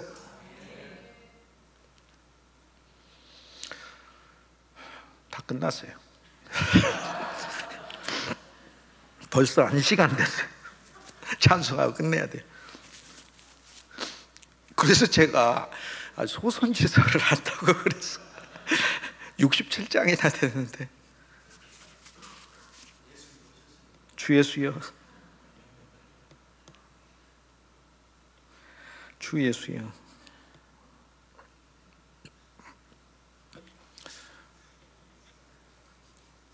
소선지서가 쓰여졌을 때, 호세아 시대 때는 나는 한 사람 데려왔지만 부정한 여인 한 사람을 품는 사랑을 보였지만 우주적으로 진짜 호세아 이름이 예수란 이름이거든요. 구원이란 이름이잖아요. 예수님이 자기 백성을 구원할 자 이름 아니에요. 하나님의 구원이란 뜻이 예수. 호세아는 그 하나님의 구원 자체를 나타내는 말이에요. 그래서 호세아 이름과 예수 이름에는 70% 어근이 같아요. 호세아는 이렇게 얘기하는 거죠. 나는 이 한 사람 데려오지만 하나님은 우주적으로 당신의 아들을 보내서 하나님이 세상을 이처럼 사랑하사 독생자를 주셨으니 이는 저를 믿는 자마다 멸망치 않고 영원한 생명을 얻죠. 그런데 그분은 우리를 위한 사랑을 베푸시는 분이다. 이거를 우리로 기대하게 하는데, 호세아는 그걸 멀리 보면서 예수님의 이 일을 멀리 보면서 하나님이 주시는 묵시 가운데서 발견하면서 이렇게 기록을 했죠. 그리스도가 먼 훗날 오셔서 자기 신부를 데려가시는구나, 자기 신부를 이렇게 취하시는구나, 이렇게 봤고, 오늘 우리들은 그 그리스도를 호세아 말씀 속에서 진짜 심각한 내 인생을 주님의 신부로 삼으셨구나 라는 걸 보게 되는 거죠. 호세아 1장에서 아들을 셋을 낳았는데 맨 처음에 이스르엘이라 하라, 하나님의 씨를 뿌리신다, 흩으신다는 얘기예요. 그래서 하나님이 심판하신다는 얘기가 있거든요. 근데 이스라엘은 이스라엘의 풍요와 죄악을 다 나타내는 말이에요. 우리나라는 평야가, 여기 예산평야, 저 아래 김제평야, 만경평야가 있죠. 저 이천평야가 있죠. 호남의 나주평야가 있죠. 우리는 좋은 평야가 많습니다. 이스라엘은 이스라엘 평야가 제일 좋은 평야입니다. 그래서 이스라엘 백성들에게 이스라엘 평야는 여러 지파가 이 땅을 공유를 하고 있어요. 아셀 지파, 이 땅 가지고 있죠. 스불론 지파도 이스라엘 평야에 있죠. 므낫세 지파도 이스라엘 평야. 여기 진짜 좋은 평야. 여기 알곡이 많아. 여기 땅을 다 차지하고 싶었던 사람이 아합 왕이에요. 나봇으로부터 포도원 뺏어버린 사람. 그러니까 이스라엘이란 말은 하나님의 축복을 나타내는 말이며, 나봇이 아합 왕에게 포도원을 뺏길 정도로 왕이 이스라엘 백성들의 신앙을 장려하는 게 아니라 오히려 세상 왕도 하지 않을 굉장히 포악한 일을 그 정도로 타락한 하나님께서 이스라엘 백성들의 축복에 반역하는 죄악을 나타내는 말이에요. 그리고 그 뜻이 하나님을 흩어버린다라는 거거든요. 근데 원래 이스라엘의 흩으다는 씨를 뿌리면서 흩는 걸 가리켜요. 그래서 이 말 자체에 하나님의 회복이 나와 있어요. 그 호세아 선지자는 이스라엘이라, 하나님 흩으시겠다는 거구나. 흩으신다. 그런데 이건 예수님이 오셔가지고 씨를 뿌리는 자로 다니셨어요. 하나님 말씀과 복음과 생명의 씨를 막 뿌리고, 예수님 첫 번째 비유도 마태복음 13장과 마가복음 4장에 씨 뿌리는 비유예요. 제일 첫 번째, 내가 온 일이 천국의 비밀을 알려줄게. 나 씨 뿌리는 자로 왔어. 이스라엘로 오신 거예요. 그래서 첫 번째 아들, 첫 번째 아들을 낳아서 예수 그리스도 안에서 우리가 죄인이구나, 하나님 풍요를 약속받은 자구나, 예수님이 우리의 인생을 씨 뿌리는 자로 사용하시겠구나, 우리가 예수님 씨가 되겠구나. 그 다음 두 번째는 루하마. 루하마는 긍휼인데 로는 히브리 아니다는 뜻이니까 하나님의 긍휼이 없다. 율법 아래서 하나님의 긍휼이 없어요. 그러나 주 예수 그리스도 안에서 은혜와 진리가 충만하더라. 우리가 그 아들을 보니 하나님의 독생자의 영광이요 은혜와 진리가 충만하더라. 요한복음 1장에 얘기하잖아요. 예수 그리스도 안에, 그리스도 안으로 피하는 거죠. 예수님은 우리 힘이에요. 그래서 소선지서는 여기 나오는 전체 주제도 그렇고 여기 나오는 인물들도 그렇고 주 예수님을 다 나타냅니다. 그리고 로암미, 세 번째 자식을 낳아서 로암미라고 불렀는데, 로암미는 내 백성이 아니다라는 말이잖아요. 내 백성이 아니다. 내 백성이 아니니 이스라엘 백성들은 내 백성이어야 하는데 우상 숭배하고 그러니 너희는 내 백성이 아니다. 지금 현재 상태는. 그런데 이것을 되돌릴 분을 하나님 보내신다고 하셨죠. 예수 그리스도. 그래서 말라기에 보면은 내 사자를 보내리라. 그 사자는 바로 그리스도를 나타내고 그리스도의 사자도 또 미리 오는 거죠. 엘리야를 보내는데 가장 마지막에는 아비의 심령을 자녀들에게 전달하고 자녀들이 아비의 심령에게로 돌아오게 하는 그 역할을 하리라. 예수 그리스도를 결국에는 다 나타내게 하는 말이죠. 근데 로마서 9장에 보면 호세아서를 가지고 너무나 중요한 말씀을 하세요. 거기에 내 백성 아닌 자를 내 백성이라 하리라 라고 하는 그 말씀 속에서 하나님께서는 그리스도를 보내셔서 백성 아닌 자를 백성으로 삼으시는 놀라운 역사를 펼쳐주신다라는 거죠. 이스라엘 백성에는 심판하셨으나 예수 그리스도 안에서 이스라엘 백성도 구원하시고 이방인들도 구원하셨다라는 거죠. 이런 메시지가 계속해서 가요. 그래서 소선지서 안에서 심각한 말씀들이 있으면 주 예수님께서 이 십자가의 고난을 받으셔서 이것을 다 끝냈다는 사실이 얼마나 감사한지를 우리가 하나님 앞에 고백할 수 있는 거죠. 그분을 찬송할 수 있는 거죠. 호세아에서는 이스라엘 백성들에게 신부로 돌아와라. 요엘서는 파산당한 사람들아, 이스라엘 백성이 파산당했지, 너희들 나에게 돌아오라. 아모스에서는 만국 백성들아, 나에게 돌아오라. 만국, 이제는 아모스로 가면 우리 시야가 더 커져요. 내적으로 우리의 문제가 무엇인지, 우리가 받은 하나님께로 받은 은혜들이 있는데 우리의 삶이 하나님 앞에서 합당하지 못하구나 라는 것을 발견하며 주님 안에서 우리가 더 세밀하게 합당한 그리스도인이 될 수 있기를 바라고, 계산적인 그리스도인이 되지 말라고 그래요. 아모스에 보면 계산도 아주 줄이는 계산을 하는, 사기로 속이는 그리스도인이 된다는 거예요. 우리가 흔히 하는 말로 하나님의 은혜는 한량 없다고 하잖아요. 그러니까 사람이 계량할 수가 없어요. 그 크신 하나님의 사랑 말로 다 형용 못해요. 온 세상의 필사자들이, 그라는 모든 사람들이 온 세상의 나무를 다 붓으로 삼았고 온 세상의 바다를 다 먹물로 삼고 온 하늘을 다 두루마리로 삼아도 하나님의 사랑을 다 쓸 수가 없는 거예요. 그래서 오늘 우리들은 하나님의 사랑을 계량 못해. 그런데 오히려 오늘 우리들은 한량없는 하나님의 사랑을 받아놓고 이 사랑이 우리의 형제들과 우리의 이웃들에게 베푸는 사랑은 정말 작은 사랑으로 나간다. 그것이 바로 공의가 없는 하나님의 의로움이란 건 하나님의 베푸신 것에 대한 비례를 가리켜요. 그러니까 1만 달란트 탕감 받았는데 왜 100데나리온, 500데나리온 탕감을 안 해주는, 비례를 가리켜요. 이게 공의예요. 의로운 거잖아요. 이게 마땅한 거잖아요. 만국 백성들아 돌아오라. 오바댜서에서는 에도마 돌아오라. 한 장이에요. 짧아요. 내일 아마 오바댜서는 제가 절별로, 호세아도 절별로 하고 오바댜도 절별로 아마 할 시간이 있을 거라고 소망을 해봅니다만 에도마 돌아오라. 그러니까 형제를 미워하고 교회 생활하면서 미워할 수밖에 없죠. 우리 운명이 에돔이에요. 그런데 에돔에게 준 복을 이야기하면서 내가 너희를 끌어내리리라. 그리고 에돔을 끝내시고 야곱의 족속, 요셉의 족속, 이스라엘 족속으로 새로 시작하자라고 하나님 말씀하셔요. 그래서 그 말씀 안에서 아, 내가 형제를 미워하는 에돔의 기질이 있구나. 또 팥죽 한 그릇을 훨씬 더 좋아하는, 내가 예수 믿는 이유가 팥죽 한 그릇이 아니잖아요. 장자권이 훨씬 더 중요하잖아요. 예수 그리스도를 닮아가고 예수 그리스도의 형제됨이 더 중요한 것이지, 내가 주 예수님을 믿어가지고 이 세상에서 얻고자 하는 배고픈 인생이 하나님으로부터 받아야 될 팥죽도 축복이지만 그 팥죽보다는 그리스도의 형상이 내 안에, 그리스도의 생명이 내 안에 훨씬 더 중요한 복이라고 믿고 그리스도인이 살아야 되는 거예요. 우리가 출근을 할 때 나보다 훨씬 더 경제적으로 여유 있는 안 믿는 사람도 만나고, 믿는 사람이지만 뭐 여러 면에서 형통한 사람들도 많이 만나요. 재산이든 명예든 뭐 재물이든. 그러나 우리는 수선지서에 의하면 세밀하게 그리스도의 복을 아는 사람들이니까 주님이 주신 구원이 나한테 있고 그분의 영원한 생명이 있고 변치 않는 나의 삶을 돌보시는 하나님의 언약이 있으니까 이것을 굳게 신뢰하는 믿음을 재산으로 보일 수 있게 주님의 이름으로 권면합니다. 그것이 바로 그리스도인 생활인 거죠. 그게 바로 오바댜를 통해 에돔 신자도 오라는 거죠. 요나를 통해서 증거하지 못하고 전도한, 요나는 니느웨 가서 전도한 유명한 이야기 모두가 다 알잖아요. 근데 그러기 위해서는 예수님도 요나의 표적이 우리에게 필요한 표적이라 해서 요나의 표적을 우리한테 봐야 된다고 해요. 우리 역시 그리스도 안에서 함께 죽었고 그리스도 안에서 태어난 새 사람이라는 믿음 안에서 물고기 안에서 요나가 구원받은 체험이 있어야 가서 구원받은 체험이 얼마나 소중한가를 전할 거 아닙니까? 니느웨 백성들에게.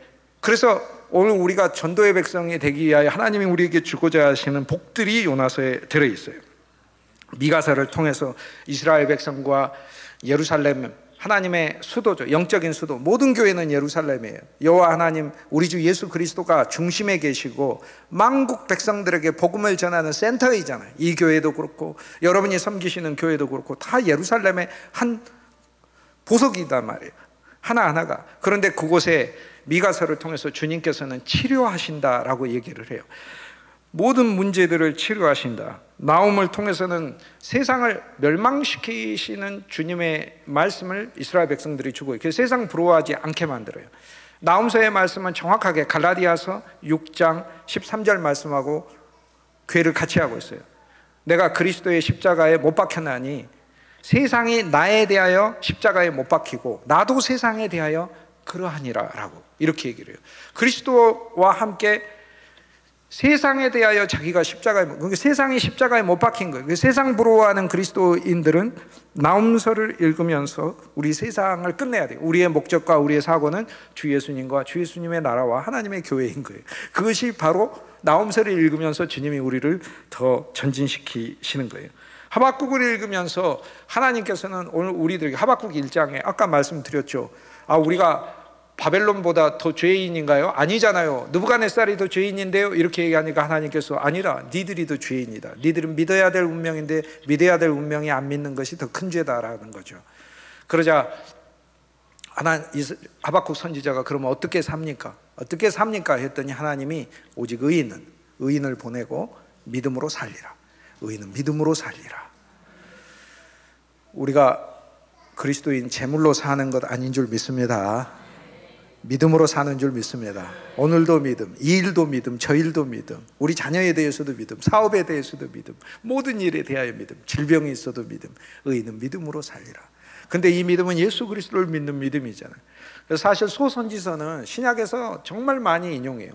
구약에 특히 하박국 2장 나와 오직 의인이 믿음으로 말미암아 살리라 2장 4절 말씀은 신약 성경에 4번이나 인용되고 있어요. 계속해서 히브리서에 인용돼, 사도행전에 인용돼, 로마서에 인용돼, 계속해서 인용이 됩니다.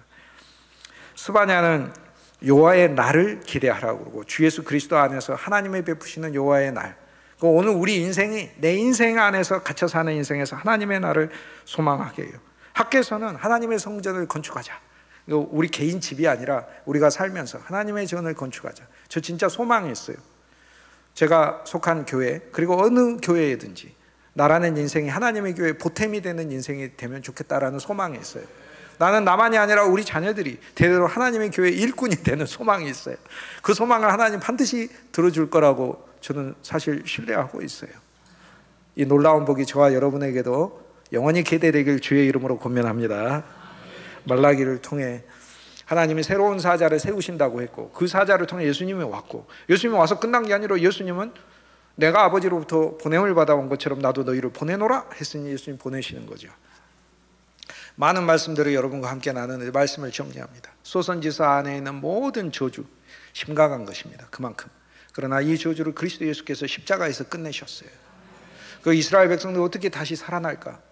없어요. 힘으로도 안 되고 능으로도 안 된다고 말씀하시고, 오직 나의 여호와의 영으로 된다 이렇게 말씀하시고, 모든 육체에 새 영을 붓겠다 이렇게 말씀하셨고, 하나님 말씀이 영이에요. 말씀이.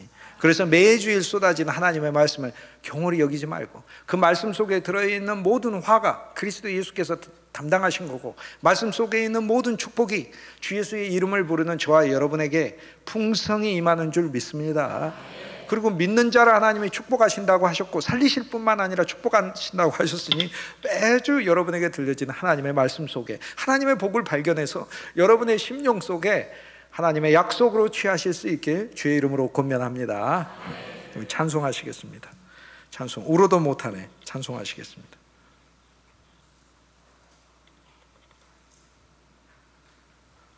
(544장) 울어도 못하네.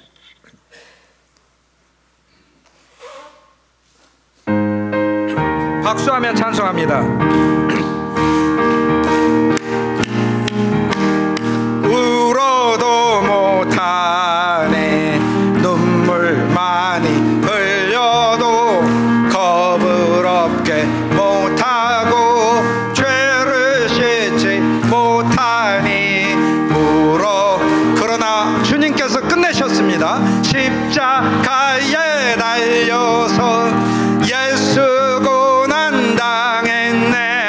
나를 구원하시리 예수밖에 힘써도 못하네. 힘써도 못하네. 말과 뜻과 행실이 깨끗하고 착해도 다시 나게 못하니 힘써도 못하네. 십자가에 달려서 예수 고난당했네. 나를 구원하시니 예수밖에 참아도 못하네. 참아도 못하네. 할 수 없는 죄인이 흉한 죄에 빠져서 어찌하니 죽을까? 참아도 못하네. 십자가에 달려서 예수 고난당했네. 나를 구원하시리 예수밖에 믿으면 되겠네. 믿으면 되겠네. 주 예수만 믿어서 그 은혜를 힘입고 오직 주께 나가면 영원 삶을 얻네. 십자가에 달려서 예수 고난당했네. 나를 구원하시리 믿으면 되겠네. 믿으면 되겠네.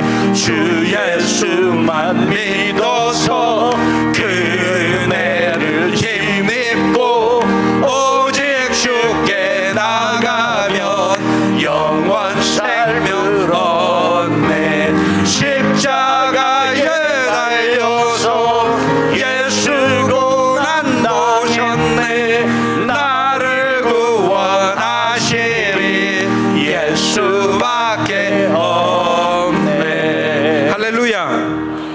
할렐루야. 우리 주여 삼창하고 통성으로 기도하도록 하겠습니다. 하나님의 말씀이 우리 삶에 세밀하게 누려질 수 있도록 우리 인생의 목적을 발견하고 하나님을 위한 인생과 가문이 될 수 있도록 또 모든 말씀 가운데서 겸손하게 우리 자신을 발견하게 하시고 주 예수님의 풍성한 은혜를 깨달아 하나님의 귀한 쓰임받는 자녀 될 수 있도록 주님께 주여 삼창하고 기도합니다. 주여 주여 주여. 거룩하신 주 예수님 감사합니다. 주 예수님 당신의 보배로운 피로 우리를 사시고 우리를 구원하여 주셔서 감사합니다. 하나님의 은혜와 사랑과 긍휼을 깨닫게 하여 주셔서 우리의 신앙이 더 세밀해지게 하여 주옵소서. 하나님의 말씀을 들을 수 있는 귀를 우리에게 허락하시고 우리의 입도 열어주셔서 주의 말씀을 증거하게 하여 주시고 우리 마음도 주님께서 더 활짝 열으셔서 당신의 말씀을 믿음으로 받아들이는 우리 모두 되게 하여 주옵소서. 말씀이 우리 가운데 은혜로 임할 수 있게 하여 주옵소서. 죄된 우리들을 신부로 삼으시는 그리스도의 사랑을 발견하게 하시고 모든 파산된 인생에 찾아오셔서 하나님의 성령을 육체에 부으시며 우리들로 하여금 주님의 꿈을 꾸고 비전을 가지며 예언할 수 있게 하셔서 감사합니다. 주님의 사도로 쓰임받게 하셔서 감사합니다. 오 주 예수님 그리스도 예수 안에서 주님께서 심각한 우리들의 상태를 그냥 내버려 두지 아니하시고 그리스도의 십자가로 심판하시고 부활의 영원한 생명을 부으셔서 하나님의 일꾼으로 삼아주셔서 감사합니다. 아모스의 영이 우리에게 임하게 하셔서 우리가 얼마나 주님 앞에 합당치 못한 존재인지 깨닫게 하시고 언제나 회개하며 주 예수 이름을 불러 주님께 돌이키게 하여 주시고 하나님의 말씀을 더 사모하며 그리스도인으로서 우리 주님의 비전을 가지고 생활하는 우리 되게 하여 주옵소서. 오 주 예수님 에돔과 같은 이 세상을 주하는 기질을 끝내 주옵소서.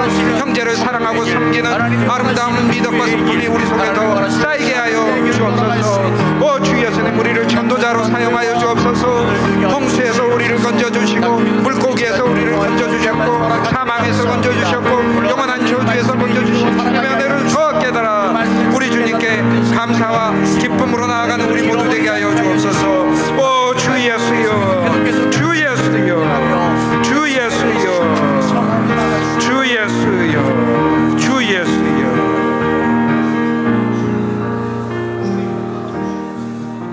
빛과 생명 되신 주 예수님 호세아 선지자를 보내셔서 우리를 그리스도의 신부로 삼아주시는 당신의 음성을 깨닫게 하셔서 감사합니다. 주 예수님의 정결한 신부로서 우리의 삶이 매일매일 하나님 말씀 안에 담긴 물로 깨끗게 하여 주시고 영과 피로 정결케 되는 우리의 생활 되게 하여 주옵소서. 주 예수님 우리를 요엘과 같이 주님의 사람의 축복의 풍성한 증거자로 사용하여 주셔서 감사합니다. 우리 인생의 많은 부분이 사중의 메뚜기가 갉아먹어 치운다 할지라도 우리의 삶에 부으시는 성령의 은사와 축복과 선물들을 통하여 하나님께서 그리스도 예수 안에서 회복시키시는 놀라운 언약의 새 축복의 인생이 되었음을 매일 감사하고 증거하는 우리 모두 되게 하여 주옵소서.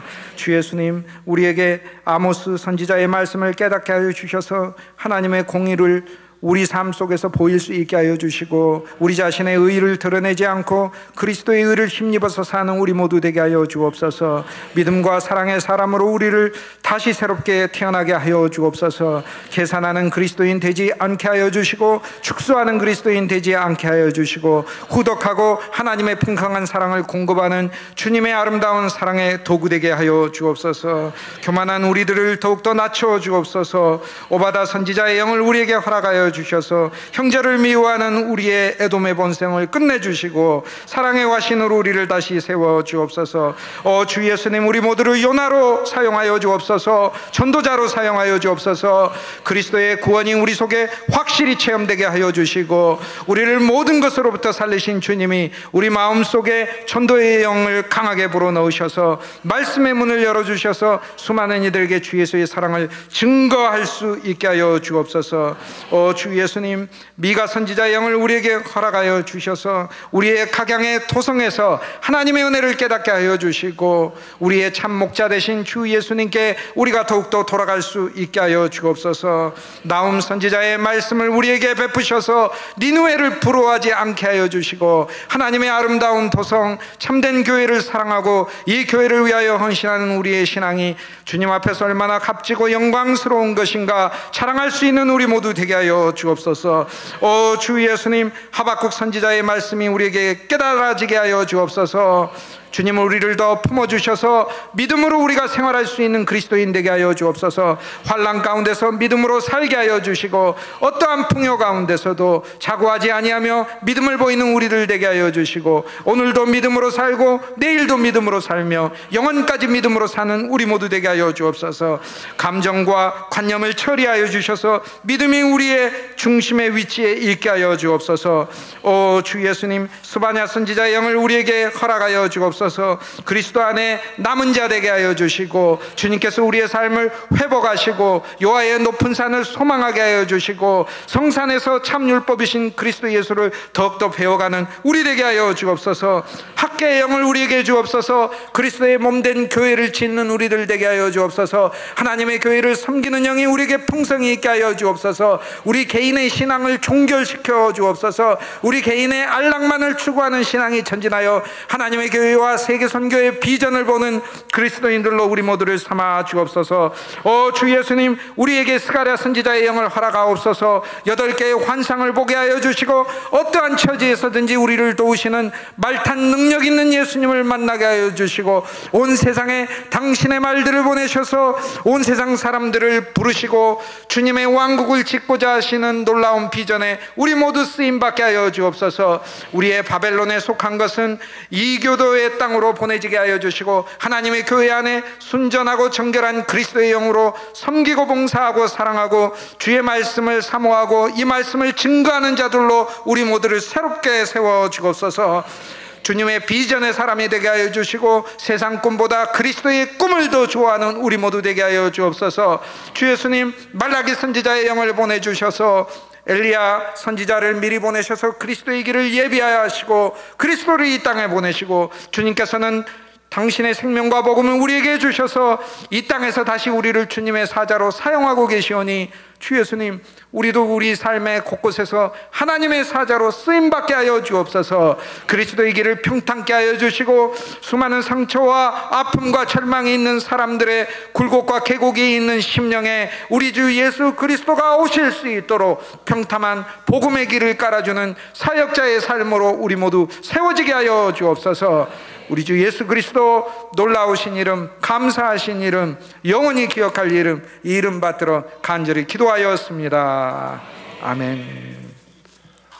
네, 고맙습니다.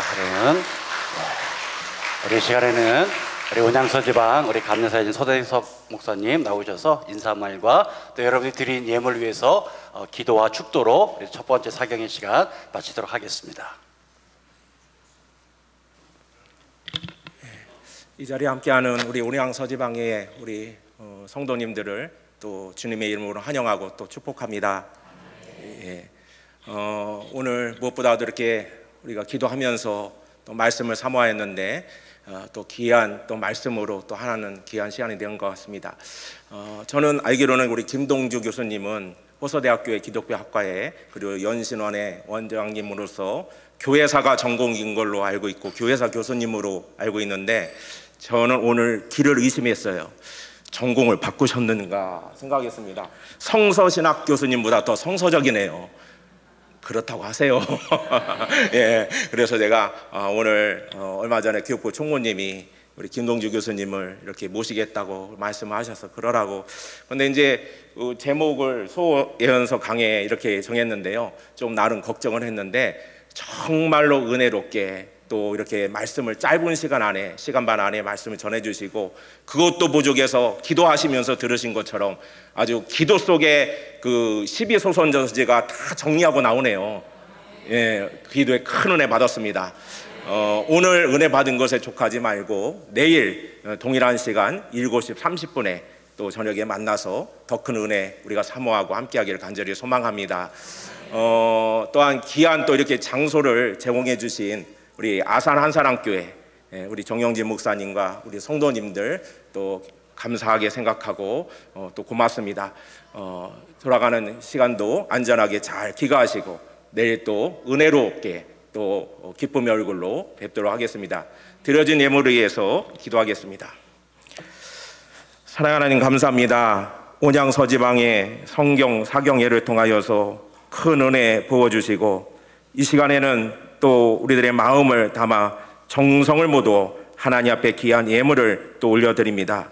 드린 손길 하나님 기억하시고 또 저들의 물질이 떠낸 곳에도 하나님의 부어짐의 은혜의 복이 더욱더 차고 넘치도록 역사하옵소서. 또한 이 예물이 쓰이는 곳에도 하나님의 선한 목적에 온전히 사용되는 예물 되게 하여 주시옵소서.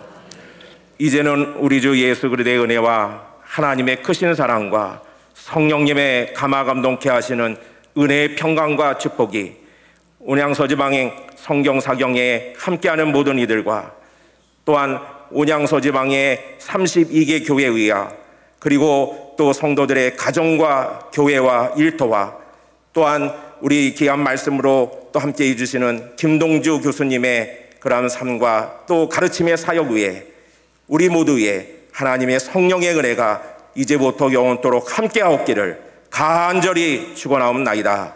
아멘.